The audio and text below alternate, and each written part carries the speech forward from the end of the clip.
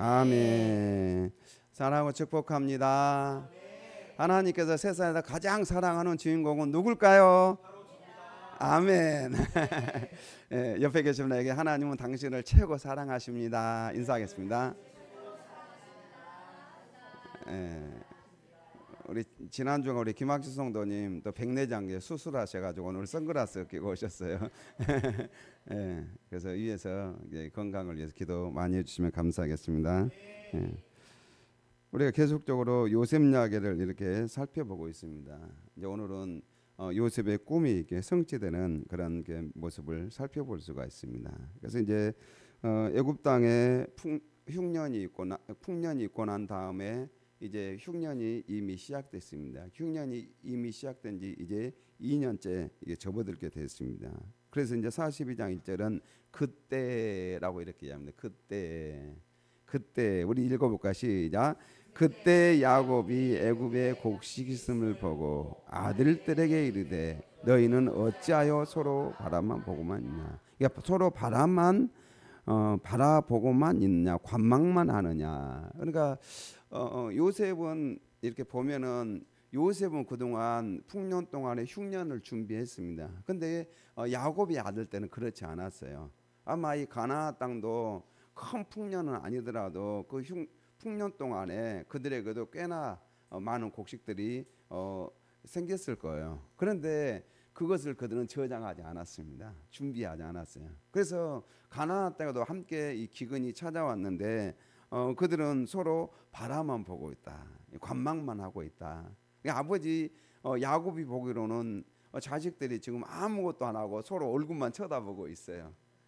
네, 지금 다들 쌀통에 쌀이 다 떨어져 가는데 서로 얼굴만 쳐다보고 있어요. 얼굴만, 왜 너희들은 얼굴만 서로 쳐다보고 있냐라고 이제 아버지 야곱이 나서는 모습을 보셨어요. 그 전에는 보면은 야곱이 굉장히 소극적이잖아요. 예, 소극적인 야곱의 모습이었는데 지금 그런 모습은 야곱이 이제 적극적으로 나서야 돼요. 지금 자녀들이 나이가 몇 살이나 될까요? 예, 자녀들이 나이가 많아요. 예, 예. 요셉의 나이가 최소한 37세이기 때문에 요셉의 나이가 최소한 37세이기 때문에 그 위에 형들은 나이가 얼마나 많겠습니까? 예, 굉장히 나이가 많아요. 그런데 그 젊은 형제들이 뭐 하고냐, 서로 바라만 보고 있어요. 자, 그래서 이제 야곱이 이런 이야기를 합니다. 같이 야곱이 또 이르되 내가 들은즉 저 애굽에 곡식이 있다니 너희는 그리로 가서 거기서 우리를 위하여 사오라. 그러면 우리가 살고 죽지 아니하리라. 야곱은 그럼에도 나이가 많이 먹었음에도 불구하고 세상 돌아가는 정보는 다 꿰뚫고 있다는 것이죠. 아마 야곱의 다른 아들도 그러긴 할 텐데 이 야곱이 세상 정세를 지금 꿰뚫고 있어요. 그래서 어디에 식량이 있다? 저 애굽 땅에 식량이 있다 하더라. 내가 들어보니까 제 애굽 땅에 식량이 있다 하더라라고 이렇게 야곱의 아들들이 그렇게 이야기를 합니다. 자, 그래서 이렇게 이야기합니다. 그럼 사오라. 그러면 우리가 살고 죽지 아니하리라. 양식을 좀 사와라. 그러면 우리가 죽지 아니하리라라고 이렇게 이야기를 합니다. 자, 그래서 요셉의 형 10사람이 애굽에서 곡식을 사려고 내려갑니다. 이제 10사람이 내려가요. 10사람이. 자, 근데 왜 10사람이 내려갈까요? 총 다 몇 명입니까? 야곱의 아들들 11명이 남아 있잖아요. 한 사람은 없어졌고 11명이 있는데 10사람은 내보내요. 왜 그럴까요? 왜 야곱은 10사람은 내려보냈을까? 예. 자, 우리 같이 한번 읽을까요? 4절 시작. 야곱이 요셉의 아우 베냐민은 그의 형들과 함께 보내지 아니하였으니 이는 그의 생각에 재난이 그에게 미칠까 두려워함이었더라. 자, 여기에 보면은요, 지금도 야곱은 여전히 편애하고 있어요. 나엘의 아들, 처음에 요셉을 편애하다가 요셉을 잃어버리지 않았습니까? 근데 누구를 편애하고 지금도 베냐민을 편애하고 있어요. 곡식을 구하려면 베냐민도 같이 보내야 되지 않습니까? 베냐민도 아직 어린 나이가 아니에요. 거의 지금 베냐민도 20대 이상이잖아요. 20대 이상이기 때문에 어린 나이가 아니에요. 그럼에도 불구하고 베냐민을 챙겨놔요. 베냐민은 보내지 않아요. 근데 왜 그러면 야곱이 베냐민을 보내지 않았을까? 왜 보내지 않았을까? 그가 어린 것은 아님에도 불구하고 나엘이 생을 마감하면서 낳은 막내 아들이 베냐민입니다. 그것보다도 더 큰 문제가 있죠. 중요한 것은 뭐냐면 과거 형들에게 요셉을 보냈는데 그 요셉이 어떻게 됐습니까? 예, 신분, 아버지가 신분을 보냈는데 요셉이 돌아오지 않았어요. 결국은 온 것은 채색 옷과 함께 피 묻은 그 찢겨진 그 채색 옷만 야곱은 받아봤지 않습니까? 그래서 그 생각들이 난 거죠. 이 형제들하고 또 베냐민을 보내게 되면은 베냐민이 어떻게 될 거다? 돌아오지 못할지도 몰라. 예, 돌아오지 못할지도 몰라. 그래서 여기에 보면은 재난이 그에게 미칠까 두려워함이었더라. 과거 요셉을 생각하면서 재난이 그에게 미칠지도 몰라. 나는 그런 생각을 한 것이죠. 그래서 요셉의 운명을 되새기면서 재난이라는 용어를 사용합니다. 이 재난은 지금 누구를 생각하는 거죠? 확실하게 요셉을 생각하고 있습니다. 요셉이 짐승들을 악한 짐승들에게 찢겼다. 악한 짐승들에게 찢겨 죽었다는 그런 재난, 그것에 대해서 지금 생각하고 있는 것이죠. 그래서 이 재난과 요셉의 운명과 동일치가 되어 있는 것이죠. 이것을 누구에게 적용하냐면은 지금 베냐민에게 적용하고 있습니다. 베냐민에게. 자, 그래서 이렇게 적용하면서 이제 이스라엘의 아들들이 양식을 사러 간 자 중에 있으니 가나안 땅에 기근이 있습니다. 여기도 그러니까 애굽 땅만 7년 흉년이 있는 것이 아니라 그 애굽 땅을 중심으로 해서 그 지역 전체, 그래서 가나안 땅까지 기근이 있었다라고 그렇게 말씀을 하고 있습니다. 자, 그래서 이제 6절로 오면 같이 시작. 때 요셉이 나라의 총리로서 그 땅 모든 백성에게 곡식을 팔더니 요셉의 형들이 와서 그 앞에서 땅에 엎드려 절하매. 아멘. 자, 여기 보면 그때 이제 요셉이 어떤 사람이요? 애굽의 총리로서, 그 나라의 총리로서 그 땅 모든 백성에게 곡식을 팔더니 그때 요셉의 형들이 와서 뭐 합니까? 네, 요셉의 형들이 요셉 앞에 와가지고 땅에 뭐 합니까? 엎드려 절하매. 여기에 엎드렸다는 것은 단순히 그냥 인사하는 그런 정도가 아닙니다. 단순히 목례하고 안녕하세요라고 하면서 곡식을 사러 왔습니다. 보통 그렇게 하는데 여기에서는 완전히 납작 엎드리는 그런 모습입니다.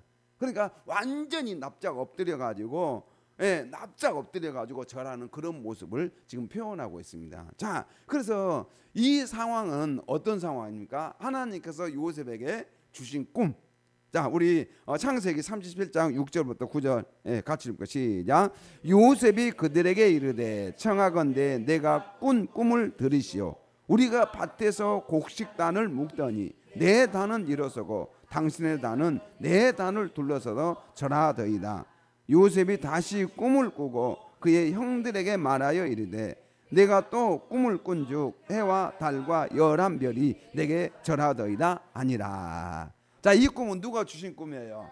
하나님께서 주신 꿈이에요. 형제들을 또 부모님까지, 물론 나중에 이제 부모님까지 절하는 물론 절은 하지 않지만은 어떤 요셉에게 온 그 사건을 포함해서 요셉의 꿈이 성취된 걸로 그렇게 보고 있습니다. 자, 그래서 여기 보면은 하나님께서 요셉에게 주신 꿈입니다. 하나님께서 요셉에게 주신 꿈이 지금 오늘 본문에서 어떻게 됩니까? 성취됩니다. 그래서요, 하나님께서 주신 꿈은 반드시 성취됩니다. 반드시 성취가 돼요. 그래서요, 하나님께서는 자신의 뜻을 계시하시고 그 계시를 반드시 성취하시는 분이십니다. 믿습니까? 그래서 우리는 이 성경 말씀은 누구의 계시죠? 하나님의 계시입니다. 하나님의 계시하신 이 말씀은 반드시 성취됩니다. 반드시 이루어지기 때문에 우리는 이 말씀을 믿고 사는 것이죠. 이 말씀을 믿고 사는 거예요. 자, 그래서요, 하나님의 예언은 한치의 오차도 없이 정확하게 성취되는 것은 하나님께서 전지전능하시기 때문에 그렇습니다. 여러분, 그래서요, 이렇게 가나안 땅에 갑자기 기근이 생긴 것도 이 모든 것들을 보면요, 하나님의 섭리가 있어요. 하나님의 손길이 있습니다. 그래서 우리 성도 여러분들의 삶은요, 항상 하나님의 손길이 있음을 기억하시길 바랍니다. 그리고 우리가 이제 요즘 계속 전도 대상자들 기도하잖아요. 전도 대상자들을 위해서 기도하는데 어제 아침에 이제 저 이제 산에 여기 뒷산에 한 번씩 갑니다. 예, 뒷산에 한 번씩 가는데 토요일마다 아침에 올라가는데 어제 아침에는 좀 일찍 일어났어요. 제가 일찍 일어나서 이제 한영사님한테 자고 있는데 산에 갑시다 했더니 벌떡 일어나지고 나와요.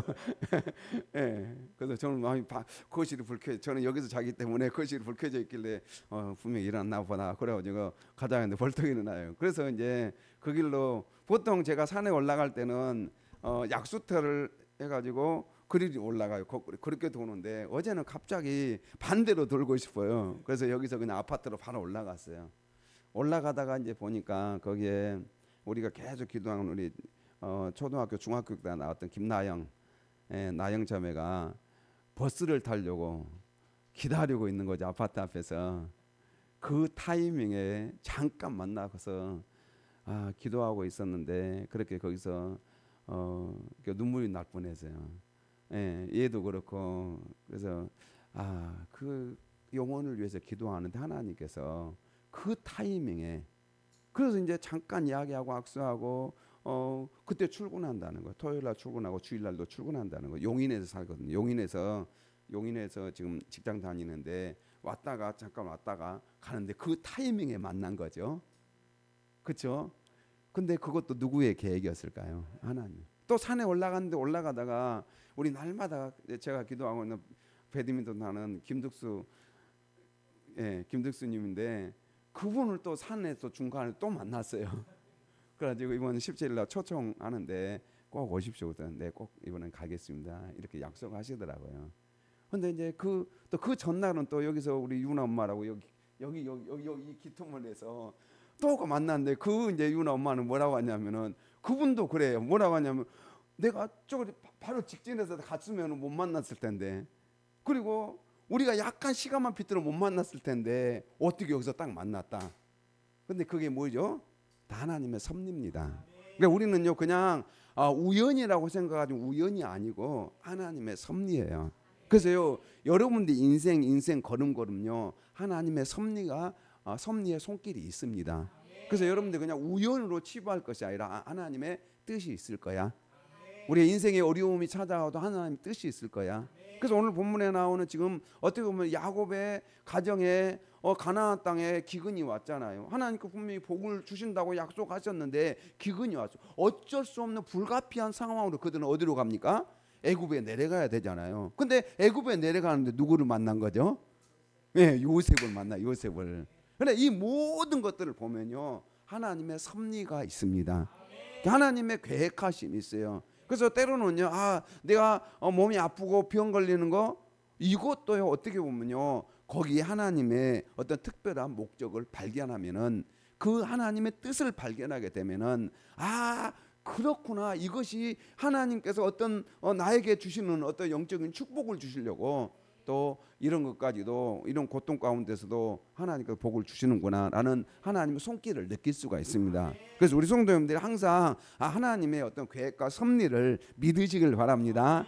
예, 그래서 이렇게 요셉의 삶 속에서 한치 오차도 없이 하나님께서는 요셉에게 주신 꿈을 성취하시는 그런 하나님이십니다. 우리 이사야 55장 11절 시작.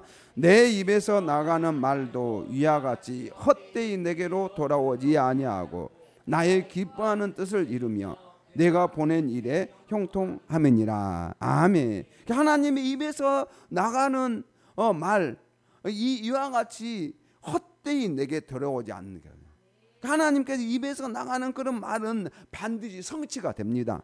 그래서 우리는 하나님의 말씀을요 반드시 이루어집니다. 그래서 우리는 믿고 기도하는 것이죠. 믿고 하나님을 따르는 것입니다. 자, 그래서 7절에 보면 같이 읽을까? 시작. 요셉이 보고 형들인 줄 아나 모르는 채 하고 음한 소리로 그들에게 말하여 이르되 너희가 어디서 왔느냐? 그들이 이르되 곡물을 사려고 가나안에서 왔나이다. 여기에서 보면은 요셉이 형들은 요셉을 모르지만 요셉은 누굴 알아요? 형들을 알아요. 그래서 여기서 보면은 표현이 참 묘해요. 요셉이 보고 형들인 줄 아나 모르는 채 합니다. 아나 모르는 채예요. 그래서 아나 모르는 채 한다 라는 이 내용은요 창세기 37장 32절에 오면은 그의 채색 옷을 보내어 그의 아버지에게로 가지고 가서 이르기를 우리가 이것을 발견하였으니 아버지 아들의 옷인가 보소서 이렇게 합니다. 보소서. 요셉이 보고 보소서라고 이렇게 하잖아요. 근데 이 단어가요 어떻게 보면 이렇게 언어 유예예요. 어떤 비슷하게 이렇게 흘러가는 것을 볼 수가 있어요. 보소서라고 이렇게 하잖아요. 보소서. 요셉은 어떻게 하죠? 보고 이렇게 하잖아요. 형들인 줄 보아요. 봐. 보고 형들을 아나 모르는 채요. 자, 그래서 33절에 오면은 아버지가 그것을 알아보고 이래요. 이 채소 것을 알아보고. 그래서 악한 짐승이 잡아먹었도다 이렇게 합니다. 그래서요 여기에 보면은 여기에서도 어떤 관련성이 있어요. 요셉이 언어 사용을 할 때 과거 자신의 어떤 그 모습들을요 형들에게 지금 어느 정도 언급하는 그런 내용들이 나와요. 우리 말이니까 그렇지만 같은 히브리에서는 같은 단어들을 사용하기 때문에 형들은 그것을 이 말을 들으면서 어땠을까요? 혹시 그럼 나중에 이제 이들이 그들의 잘못을 인정하는 내용이 나와요. 요셉과 이렇게 대화하면서 혹시 라는 그런 생각들을 가지게 되는 것이죠. 자, 그래서요 요셉이 보고 형들이 나나 그걸 모른 체하고 엄한 소리로 그들에게 말해야 돼. 너희가 어디서 왔느냐? 그들이 내 곡물 사러 가나안에서 왔나이다. 근데 왜 여기서 요셉은 자신의 정체를 안 밝힐까요? 자신의 정체를 밝히면 어떨까요? 요셉이 얼마나 좋아. 형들이 왔는데 형 나 요셉이야 이렇게 하면은요 형들이 얼마나 놀라면서 우리 동생이 저 지금 애굽 나라의 뭐 총리야 이렇게 하면서 얼마나 놀라겠습니까? 근데 여기서 정체를 안 밝혀요. 왜 안 밝힐까? 여러분 같으면 어떻게 하실 것 같아요? 여러분들 같으면은 우리 그리고 이제 사실은 요셉이 큰아들 이름을 누구라고 지었죠? 므낫세 하면서 아버지의 집에 대해서 잊어버렸다 이렇게 이야기하잖아요. 잊어버렸어요. 이제는 그것에 대해 기억하지 않아요. 기억하지 않은데 갑자기 형들이 나타나니까 다시 아버지의 집에 대해서 기억하게 되잖아요. 갑자기 형들이 나타나. 그러면서 이제 요셉이 자신의 어떤 정체를 밝힐 수 있는데 밝히지 않습니다. 근데 밝히지 않으면서요 오늘 뭐라고 이야기하냐면은 밝히지 않아요. 자, 이렇게 밝히지 않는 이유가 뭘까? 자, 그래서 우리 8절 읽을까? 시작. 요셉은 그의 형들을 알아보았으나 그들은 요셉을 알아보지 못하더라. 요셉은 그의 형들은 알아보았지만은 그들은 알아보지 못하였더라. 그래서 이렇게 요셉에게 하나님께서 주신 이 최종 그 꿈의 최종 목적이 뭐냐면은 생명을 살리는 거예요. 그러니까 우리가 요셉의 꿈이 성취됐다 이렇게 하는데 하나님께서 우리에게 주신 이 비전, 이 꿈이 이루어지는데 사실은요 하나님께서 우리에게 주신 비전의 최종 목적이 뭐냐면은 영혼을 살리는 거예요. 그래서 이제 창세기 45장 5절에 보면 같이 시작. 당신들이 나를 이곳에 팔았다고 해서 근심하지 마소서, 한탄하지 마소서. 하나님이 생명을 구원하시려고 나를 당신보다 먼저 보내셨나이다. 생명을 구원하는 거예요. 그러니까 여러분들 우리가 하나님께서 나에게 비전을 줬다. 나는 억망잔자가 된다. 억망잔자가 되어서 뭐 한다는 거예요? 결국은 가장 중요한 것은 영혼을 살리는 거예요. 영혼을 살리는 건데 억만장자가 되는 게 중요한 게 아니에요. 뭐 어떤 분은 보니까 그냥 제가 이제 목동에 서울의 목동에 보니까 천억 부동산 사람들이 얼마나 많이 오는지 몰라요. 왜 그 천억 부동산을 많이 가는지 모르겠어요. 왜 많이 갈까요? 네, 가면은 이제 천억 부자가 될 것 같아서 그런 것 같아요. 네, 그래서 천억 부동산 저 한번 이렇게 신방 가봤는데 천억 부동산 처음 들어가 봤어요. 근데 뭐 천억 부동산은 뭐 그렇게 생기지 않았지만 어쨌든 간에 이름 자체가 크게 써져 놓으니까 사람들이 계속 들락날락 해요. 아, 그렇구나. 이름을 또 잘 지어야 되는 거구나. 예. 사람들 천억 부르면 이름만 불러도 어때요? 예. 그러니까 천억이 어느 정도인지 저는 감이 전혀 안 오지만은 어쨌든 그것에 대해서 어떤 소망을 가지고 있다는 것이죠. 그런데 이제 중요한 것은 성경은 우리가 어떤 물질적인 어떤 꿈 성취가 아니라는 거예요. 예, 영혼 구원입니다. 그래서 이제 창세기 12장 3절에 보면 같이 시작. 너를 축복하는 자에게는 내가 복을 내리고 너를 저주하는 자에게는 내가 저주하리니 땅의 모든 족속이 너로 말미암아 복을 얻을 것이라 하신지라. 하나님께서는 이 요셉을 통하여서 복을 주셔요, 모든 족속에게. 그러니까 땅의 모든 족속이 요셉을 통하여서 생명을 얻는 복을 얻습니다. 그래, 이것이요 하나님께서 주신 진짜 꿈입니다. 근데 요셉을 통하여서, 그래 요셉뿐만 아니라 아브라함의 후손, 우리도 이 아브라함에게 주신 이 비전, 우리에게 주신 비전이에요. 그래서 여러분들 통하여서 땅의 모든 족속이 복을 받습니다. 나를 통하여서 땅의 모든 족속, 물론 전 세계 영혼은 아니더라도 하나님께서 우리에게 붙여주신 그 영혼들은 복을 받게 돼 있습니다. 그래서 여러분들은요 복의 통로예요. 그래서 우리가 그 영혼들을 위해서 기도하는 것도 다 복의 통로고, 그 영혼들을 전도하는 것도 다 복의 통로의 역할입니다. 믿습니까? 그래서요 여러분들이, 우리 성도 여러분들이 복의 통로예요. 자, 옆에 계신 분에게 당신은 복의 통로십니다. 아멘. 그래요, 여러분들은 복의 통로입니다. 자, 그래서요 요한복음 5장 25절에 보면 이런 말씀을 같이 읽어볼까요? 진실로 진실로 너희에게 이르노니 죽은 자들이 하나님의 아들의 음성을 들을 때가 오나니 곧 이때라. 듣는 자는 살아나리라. 아멘. 하나님의 아들의 음성, 예수님의 음성을 듣는 자는요 살아납니다. 그냥 하나님의 아들의 음성을 듣는 자는 살아납니다. 그 영혼이 살아나요. 믿습니까? 그래서 예수님의 음성을 듣는 자, 하나님의 말씀을 듣는 자는 살아납니다. 그래서 우리는 영혼들을 살릴 수 없어요. 하나님의 말씀이 살립니다. 그래서 우리는 하나님의 말씀을 선포해야 됩니다. 자, 그래서요 에베소 2장 1절에 보면요 그는 허물과 죄로 죽었던 너희를 살리셨도다. 그래서 하나님께서 주시는 진짜 꿈은 뭐냐면요 사람을 살리는 거예요. 영혼을 살리는 것입니다. 여러분들이 무슨 일을 하든지 그 직장, 그 일들을 통하여서 영혼을 살리는 일에 쓰임 받을 때 그게 진짜 꿈을 이루는 거예요. 그걸 꾸미는 거예요. 그래서 이제 요한복음 8장 11절 같이 볼까요? 예수께서 또 말씀하여 이르시되 나는 세상의 빛이니 나를 따르는 자는 어둠에 다니지 아니하고 생명의 빛을 얻으리라. 아멘. 예수님을 따르는 자는 영원한 생명의 빛을 얻습니다. 예수님이 빛이십니다. 그래서요 우리가 진짜 우리의 꿈은 영혼을 살리는 것이 꿈의 최종 목표입니다. 그래서 우리 성도님들이 나에게 하나님이 이 꿈을 이루어 주십시오. 근데 이 꿈이 뭐냐면은 이 세상 욕망을 채우는 꿈이다. 그러면 하나님께서 그것을 잘 안 들어줄 수도 있어요. 진짜 중요한 목적은요 내가 이 자리에 존재하는 그 목적이 뭐냐면은 세상을, 사람을 살리는 거입니다. 세상을 살리는 거예요. 그것이 하나님께서 우리에게 주신 근본적인 꿈입니다. 그래서 우리 성도님들이 그냥 하나님께서 나에게 거대한 꿈을 주죠. 그 거대한 꿈이 뭐냐? 바로 사람을 살리는 거예요.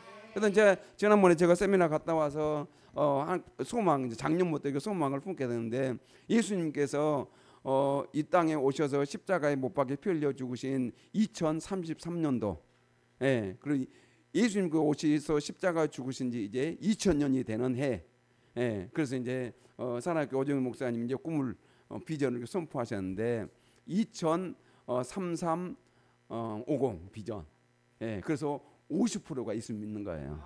이 지역 사회가 한국 사회의 50%가 있으면 믿는 것이다.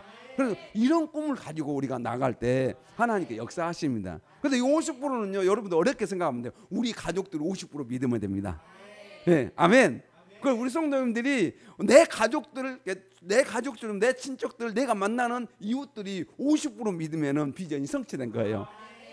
저도 사실은 저희 사촌까지 지금까지 날마다 기도하고 있어요.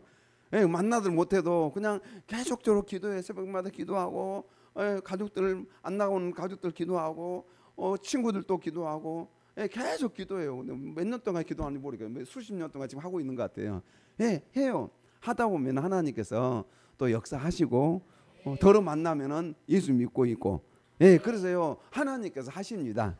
믿습니까? 그래서 우리는 계속적으로 이 비전을 가지고 나아가야 되는 거죠. 자, 그래서요 우리는 말씀을 선포해야 되는데, 디모데후서 4장 2절 읽을까? 시작. 너는 말씀을 전파하라. 때를 얻든지 못 얻든지 항상 힘쓰라. 범사에 오래 참과 가르침으로 경책하며 경계하며 권하라. 아멘. 그래, 영혼을 살리는 건 진정한 하나님의 꿈입니다. 그 성도님들이 하나님의 말씀을 선포하는 거예요. 여러분, 내 어떤 논리를 가지고 논리적인 사고를 가지고 사람을 바꿀 수가 없습니다. 사도 바울도 실패했잖아요. 그래서 하나님의 말씀이 영혼을 살립니다. 하나님의 말씀, 그래서 너는 말씀을 전파하라. 믿습니까? 말씀을 선포하면 됩니다. 그럴 때 역사가 일어날 줄로 믿습니다. 자, 그래서 이제 요셉이 자신에게 꾼 꿈을 이렇게 생각하면서 뭐라고 이야기하냐면 너희는 정탐꾼이라 이렇게 이야기해요. 형들한테 뭐라고요? 너희는 정탐꾼이라. 왜 그랬을까? 왜 그다음에 이 나라의 틈을 엿보려고 왔느냐. 이 틈이라는 이 의미가 뭐냐? 벌거벗음을 의미합니다. 그러니까 형제들이 요셉의 옷을 벗긴 사건을 연상시켜요. 벌거벗음을 의미하고 있습니다. 자, 그래서요. 왜 이렇게 정탐꾼이라 몰아붙일까? 여러분, 이제 형들이 왔는데 반갑잖아요. 근데 정탐꾼이라고. 다 같이 더 10절 시작. 그들이 그에게 이르되 내 주여 아니니 당신의 종들은 곡물을 사러 왔나이다. 당신의 종들은 곡물을 사러 왔나이다 라고 이렇게 해요. 자, 그러니까 또 시작. 우리는 다 한 사람의 아들로서 확실한 자들이니 당신의 종들은 정탐꾼이 아닙니다. 이 확실하다는 것은 옳은, 정당한, 정직한, 진실한 자다. 그러니까 이 형들이 우리는 확실한 자다, 정직한 자다, 우리는 진실한 자다 이렇게 하면서 우리는 확실하다 이렇게 이야기해요. 자, 이야기하는데도 불구하고 요셉의 반응 시작. 요셉이 그들에게 이르되 아니라 너희가 이 나라의 틈을 엿보러 왔느니라. 또 틈을 엿보러 왔느니라. 너희들이 정탐꾼이다. 너희들이 우리는 확실한 자다 이렇게 하니까 아니다. 너희들은 틈을 엿보러 왔다. 왜 자꾸 이렇게 요셉이 형들에게 정탐꾼이라 틈을 엿보러 왔다 이렇게 이야기할까요? 여러분, 과거 20년 전 사건을 생각해서 그럴까요? 왜 그럴까요? 여러분, 이 20년 전 생각하면 얼마나 억울합니까? 지금 그게 잊어버리고 싶어서 아들의 이름도 그냥 아버지의 집에 대해서 잊어버리겠다라고 문화사람 이름을 지었지만은 이제 형들 눈앞에 딱 보니까 어때요? 예, 형들 딱 눈앞에 딱 보니까 이제 그 형들이 나를 지금 죽이려고 구덩에다가 발로 차서 집어쳐놓고 애원했지만 듣지도 않고 그런 노예로 팔아버리고 돈을 세고 있는 그 형들의 모습들이 막 연상이 될 거 아니에요. 이런 상황 속에서 형들에 대한 안강품을 하려고 그런 걸까? 복수하려고 그런 것일까? 왜 그럼 자꾸 정탐꾼이라고 이렇게 이야기할까? 우리 13절과 시작. 그들이 이르되 당신의 종 우리들은 12 형제로서 가나안 땅 한 사람의 아들이라. 막내 아들은 오늘 아버지와 함께 있고 또 하나는 없어졌나이다. 자, 막내 아들은 누구하고 있다고요? 아버지와 있고 또 하나는 어떻겠다고요? 없어졌나이다. 이렇게 이야기해요. 자기들이 노예로 팔았나이다 이렇게 이야기해야 되는데 없어졌나이다. 그러니까 여기에 보면요, 형들의 말 자체가요, 뉘앙스 자체가 요셉에 대해서 관심을 두지 않아요. 요셉에 대해서 그냥 없어졌나이다. 별로 무관심하는 거죠. 이런 상황에서 요셉의 마음이 어떻겠습니까? 이럴 때 이런 상황에서 요셉이 누구를 생각할 거예요? 지금 10명이 왔잖아요. 10명하고 누가 없어요? 동생 베냐민이 안 보이잖아요. 그러면은 요셉은 무슨 생각을 하고 있을까요? 혹시 나를 죽이려고 노예로 팔았던 그 형들이 내 동생을 20년 동안 내버려 뒀을까? 아니면은 베냐민을 어떻게 해버리지 않았을까? 이런 어떤 생각들이 교차되고 있지 않겠습니까? 자, 그래서 다시 한번 시작. 요셉이 그들에게 이르되 내가 너희에게 이르기를 너희는 정탐꾼이라 한 말이 이것이니라. 정탐꾼 한 말이 이것이다. 그래서요, 우리 말씀을 보니까 요셉이 그들에게 말했습니다. 너희는 정탐꾼이다라고 말한 것이 바로 이 때문이다. 그러니까 이복 형제들이 자기 요셉을 그렇게 박대하고 요셉을 죽이려고 하고 요셉을 노예로 팔아버렸어요. 근데 자기와 같은 어머니 그런 형제인 베냐민에게 무슨 짓을 했을지 지금 모른다는 것이죠. 그래서요, 요셉은 그 부분에 대해서 지금 굉장히 궁금해하고 있는 거죠. 형들이 과거 20년 전 그대로일까? 아니면 바뀌었을까? 변화되었을까? 자, 그래서요 15절에 오면은 너희는 이같이 하여 너희 진실함을 증명할 것이라. 바로의 생명으로 맹세하노니 너의 막내 아우가 여기 오지 아니하면 너희가 여기서 나가지 못하리라. 여기서 나가지 못하리라. 그래서 막내를 데려오지 못한다면은 형제들은 정탐꾼으로 판명될 것이다. 너희들은 정탐꾼으로 판명될 것이다 라고 이렇게 하면서 막내에 대한 이야기를 합니다. 자, 그래서 이렇게 이야기합니다. 같이 볼까요? 너희 중 하나를 보내어 너희 아우를 데려오게 하고 너희는 같이어 있으라. 내가 너희에게 말을 침하여 너희 중에 진실이 있는지 보리라. 바로의 생명으로 맹세하노니 그리하지 아니하면 너희는 과연 정탐꾼들이냐 하고. 예, 너희들의 진실함을 한번 증명하라. 그러면서 이제 어떻게 하냐면 감옥에다 가둬요. 같이 읽어볼까요? 그들을 다 함께 3일을 감옥에. 아멘. 이렇게 가두었더라. 이 말은 요셉이 보디발의 아내 음모로 감옥에 투옥된 상황과 자주 쓰였던 동일한 단어를 사용하고 있습니다. 그래서 이렇게 3일 동안 가둠으로 말미암아 궁극적으로 요셉이 감옥에 갇힌 것과 같이 그는 이제 그들을 잠깐이라도 감옥살이를 맛보게 하는 것이죠. 자, 이렇게 하면서 그럼에도 불구하고 요셉은요 사실은요 형들에게 안갚음하려고 그런 것이 아니라 뭘 알아보려고? 베냐민과 아버지. 베냐민에 대해서 형들이 어떻게 대하고 있는가. 그래서 나중에 이제 다음에 보면은 그 베냐민에 대해서 어떻게 형들이 행동하는가 그것을 이제 시험하는 그런 모습이 나오고 있습니다. 자, 그래서요 사실은 이런 상황에서 요셉은요 복수하지 않습니다. 복수하지 않아요. 복수하려는 마음은 전혀 없습니다. 그래서요 우리가 신앙으로 살아가기 위해 우리는 어떤 기준으로 행동을 해야 될까? 나를 죽이려고 했고 나를 구덩이에다가 집어쳐 놓고 노예로 팔아버렸던 그 형들, 그 사람들, 나의 원수와 같은 그런 존재들을 대할 때 우리는 어떻게 그들을 대해야 될까? 그런 의문점을 가지고 우리가 이 본문을 바라봐야 됩니다. 그래서요 그렇기 때문에 우리는 어떤 기준을 가지고 행동을 해야 될까? 그렇기 때문에 우리는 성경을 부지런히 읽고 살펴보아야 됩니다. 하나님은 우리가 어떻게 행동하기를 원하실까? 그들과 원수를 갚기를 원하실까? 그들과 싸우기를 원하실까? 아니면은 어떤 게 행동하기를 원하실까? 그래서요 하나님께서 우리를 어떻게 살기를 원할까? 하나님의 의도와 뜻은 무엇인가? 우리는 날마다 생각하고 있는. 우리가 날마다 우리는 사람들을 맞닥뜨리잖아요. 예, 좋은 사람도 있고 좋지 않은 사람도 있고 우리 인생을 불행하게 만든 사람도 있고 얼마나 많은 사람. 우리가 세월을 살면 살수록 그런 주름들이 그냥 우리에게 다 맺혀져 있지 않습니까? 그래서 그 세월을 살아가면서 그럴 때 우리는 그리스도로서 어떻게 해야 될 것인가? 이 부분에 대해서 날마다 고민해 봐야 됩니다. 사실은요 요셉은 형들에게 안갚음하려고 그런 거 전혀 아닙니다. 자, 그래서요 하나님께서 주신 이 꿈이 이루어질 때 우리는 그것을 오용하지 않도록 조심해야 됩니다.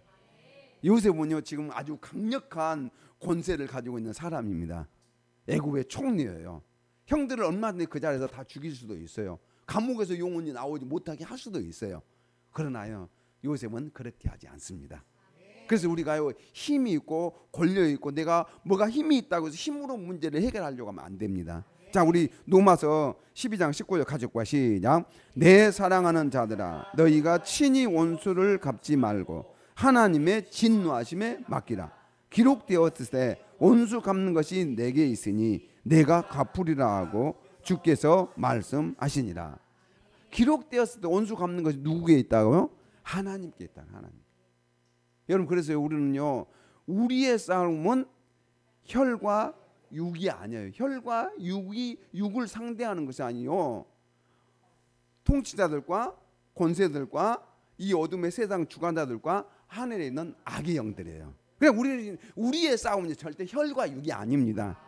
그러니까 요셉도요 형들하고 싸우는 게 아니에요. 이제는 싸움에도 게임이 안 돼요. 그런 권력을 가지고 있지만은 그 권력을 가지고 형들을 짓누르고 감옥에 영원히 가둬버리고 그렇게 복수하는 그런 것이 아니라는 것이죠. 나머지는 누구에게 맡겨요? 하나님께 맡깁니다. 믿습니까? 하나님께 맡겨요. 그래서요 우리는 결코 우리에게 힘이 있다고 그것을 가지고 오용하면 안 됩니다. 여러분 때로는 그러잖아요. 내가 힘이 있으면은 나보다 힘이 좀 연약한 사람들 함부로 대할 때가 우리가 얼마나 많이 몰라요. 심지어 우리 그리스도인들이 많이 그래요. 힘이 있다고 그냥 힘이 연약하고 보이고 몸도 애수하고 보이면 그냥 힘으로 그냥 제압하고 모든 것들을 그냥 짓누르려고 하는 게 우리 인생의 모습이잖아요. 근데요 여러분 절대 힘으로 하면 안 된다는 거예요. 힘으로 뭘 그냥 지배하고 다스리려고 하면 안 되고 그것조차도 누구에 맡기냐? 하나님께 맡겨야 됩니다. 하나님 맡겨요. 그래서요 온수 갚는 것이 내게 있으니 내가 갚으리라. 하나님께서 다 알아서 해주십니다. 그래서 우리는 하나님께 맡기고 기도하고 하나님의 은혜를 구해야 될 줄로 믿습니다. 자 그래서요 여러분 결국은요 요셉에게 주신 이 꿈, 그 꿈은 결국은 하나님 나라 확장입니다. 그래서 우리 성도님들이 이제 행복 나눌 주제 앞두고 하나님께서 우리를 통해서 뭘 하시기를 원하시는가? 우리 온 성도님들이 한쪽에 집중하셔야 됩니다.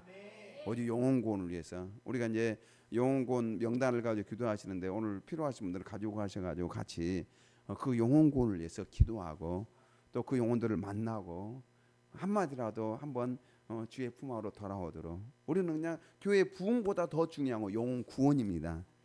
뭐 교회 부흥되기 아니에요. 그것보다 더 중요한 건 한 영혼이라도 구원하는 거예요. 그 영혼이 예수님을 만날 수 있다고 한다면 그것이 최고의 영광이고 축복입니다. 그래서 우리 성도님들이 한 주간 동안 또 기도하면서 영혼 구원에 집중하셔서 하나님의 나라를 이루어가는 그런 저와 여러분 되실 주님 여러분 축복합니다. 이 말씀을 생각해서 함께 통성으로 기도하겠습니다. 주여 주님 감사드립니다.